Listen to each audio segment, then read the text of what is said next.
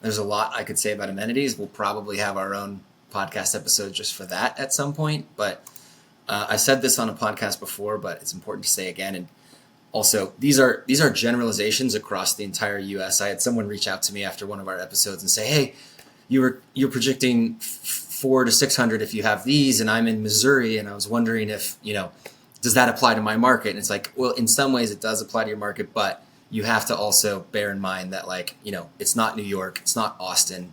There's going to be an adjustment to your region. These are averages across the entire country, so take it with a grain of salt. But this is just kind of helpful benchmarking. And for me, if you have a solid unit, but not a lot, with no bathroom and not a ton going on that's extraordinary, I'm typically expecting in the 100 to 150 range for rates as a starting point. Obviously that can change. And then if you have a bathroom, it might be more in the 150 to 200, 250. And then when you want to start getting above that, you're either going to need an amazing property, an amazing unit, or amazing amenities. And I think the next biggest one that I know Bygnal thinks is very important, and the data shows us is highly important, is food and beverage. And that could be something simple like a food truck or grab and go or breakfast, and like any of that is helpful.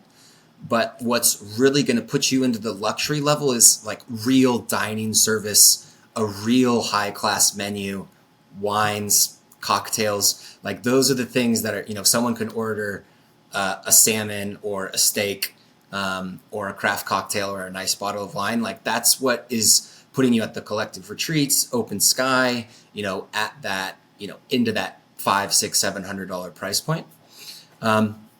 And then the third thing that we notice that I think is super important, is a spa. And I think that's kind of the last thing. If you have private bathroom, food and bev, and a spa, I think, and the other aspects of the market and the property are good to great.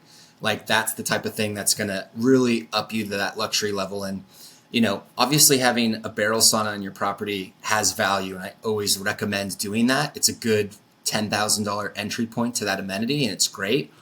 But I'm also talking about, something that might be a $10,000 to $150,000 build with an in-ground hot tub with a very nice stick-built custom sauna, or nice views and a cold plunge and robes and things like that.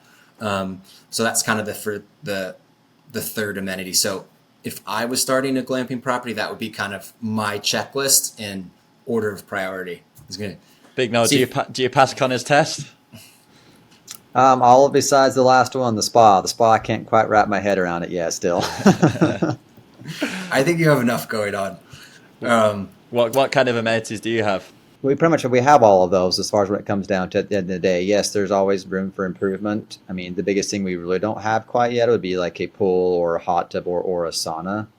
We've tried to like decentralize everything so everybody kind of has their individual camp setups, and that's worked out really well for us. And the food and bev is, we're still getting that figured out. Food and bev is going to be one of the hardest pieces to this puzzle.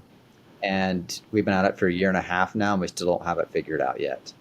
Like, this all sounds really good in theory and on paper, and it looks amazing, and the pictures look great. But then there's the backside of the team and the staff, and getting the food up there and prepared and trying to make it profitable and make it work. So that's where all the challenges come from. Yeah, I always am like, hey, F&B is super important, but I didn't say it would be easy. Starting a good, high-quality restaurant by itself is its own business and a huge lift. So I know it's far from easy. Any tips, Bygnal, like, partnering with a local restaurateur, or just, lessons learned about if someone was really trying to bring in a high quality dining service like you have and are working towards, what would you recommend?